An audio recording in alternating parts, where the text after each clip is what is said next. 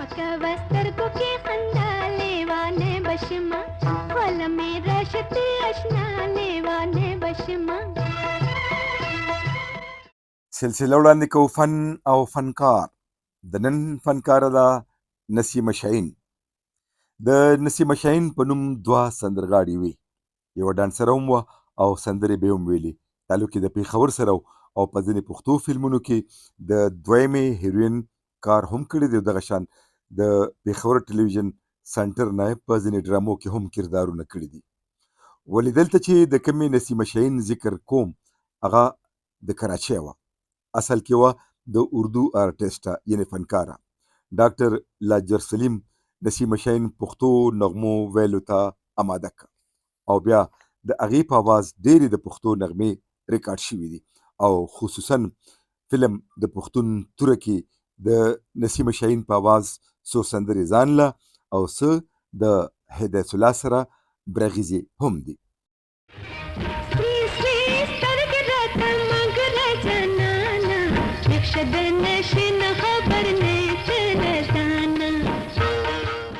چې تر اوسه پورې مشهورې دي. د ادم خان درخانۍ نه سربیره ټوپک زما قانون، د پښتون توره، دیکان او داسې نورو ډیرو فلمونو کې نسیمه شاهین سندرې ویلي دي. اصل کې نسیمه شاهین، ریحانه یاسمین او نګهت سیما د یو دور سندرغاړي وي. ریحانه یاسمین په یوسف خان شیربانو کې په اول ځل پښتو سندرې ویلي. کله چې د پښتو فلمونه د کراچۍ نه لاهور ته منتقل شول، نو بیا به نسیمه شاهین هم د نغمو ریکارډ کولو دپاره د کراچۍ نه لاهور ته راتله، چونکې دا د کراچۍ د ریډیو آرټسټه وه او هلته به یې د اردو سندرې ویلې. هم په ریډیو کې یو پروډوسر و چې نامه یې وه حشمت جعفري، د هغه سره واده وکړو. د واده نه پس هم هغې خپل فن جاري وساتلو، یعنې سندرې به ویلې. ولې دا به عامو محفلونو ته یا فنکشنونو ته لکه د نورو سندرغاړو په شان نه تله. البته ریحانه یاسمین او نګهت سیما وغیره به دغه شان فنکشنونو او پروګرامونو ته هم تلې.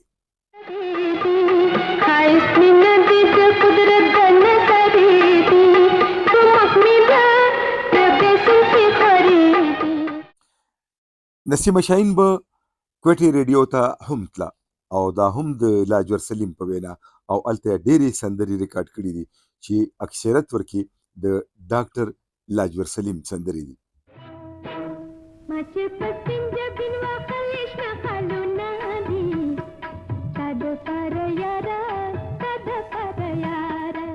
نسیمه شاهین سره لاجور سلیم ډېر محنت کړی و، ځکه هغې به د دې خبرې ډېر زیات خیال ساتلو، ځکه چې هغې زیات شهرت هم د پښتو نغمو په وجه موندلی.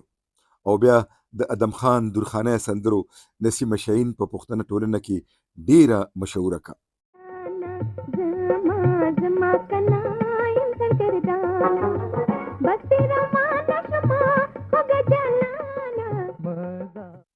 دی بیا د ریډیو پاکستان سنټرل پروډکشن یونټ کې هم ډیرې نغمې وویلې. د هغې بچي اعلی تعلیم یافته دي او زامن په ټلویزیون چینلو کې په ښو چوکو باندې ناست دي. البته لوڼې په عامو کورنو کې واده دي. د نسیمه شاهین په بچو کې چا هم موسیقۍ سره تعلق نه دی لرلی. هغې هم دا فن د شوق د خاطره زده کړی.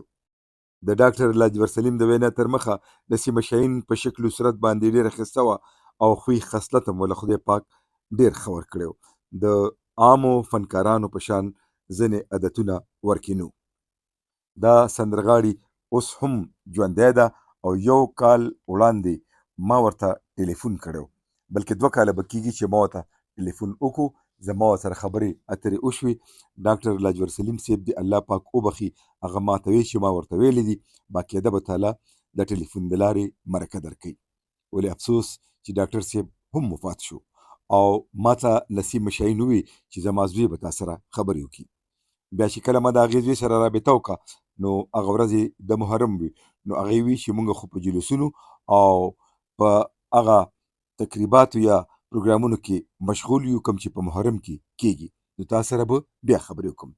د هغې نه پس ته نه ما کوشش کړی دی او نه هغه. ما کوشش کړی دی ولې د هغه طرفه جواب نه دی راغلی. د نسیم شاهین مشهورې سندرې مکوه سترګو کې خندا، لیونی بشمه، فلم ادم خان درخانه، سرې سرې سترګې راته مه ګوره جانانه، فلم ادم خان درخانه، ما چې په سپین جبین وهلې شنه خالونه دي ستا دپاره یاره ستا دپاره یاره، دا هم د ادم خان درخانه سندره ده.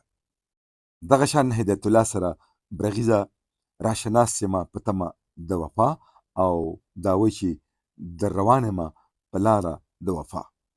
بله سندره هم هدایت الله سره ده، مزه مزه کنه زما جانانه. خدای دې وکړي چې نسیم شاهین ژوندی وي او زما ورسره رابطه وشي. بیا هم ما چې اوس کوم نوی کتاب د سندرغاړو په ژوند او فن باندې چاپ کو، تیر هیر اوازونه، دویمه برخه په هغې کې د نسیم شاهین سره سره د ریحانه یاسمین، نګهت سیما او داسې د نورو هغه سندرغاړو یعنې رونا لیلا، دینا لیلا د ژوند او فن حالات هم موجود دي، ورسره ښایسته ښایسته تصویران هم دي. که څوک غواړي چې دغه کتاب زه ولولم نو ما سره دی د ټلیفون د لارې رابطه وکړي. ټلیفون نمبر دی 033-915-6452. نو د دې نه مخکې چې زه تاسو نه اجازه وغواړم، در یاده به کړم چې دا لالونه یا حاجي اسلم آفیشل د ټولو پښتنو شریکې چینلې دي.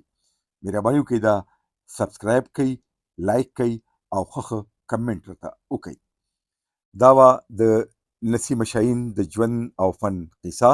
لیک او راوي محمد اسلم، ایډیټینګ اسامه اسلم، پیشکش حاجي اسلم آفیشل. تر بلې خپرونې د لوی الله په امان.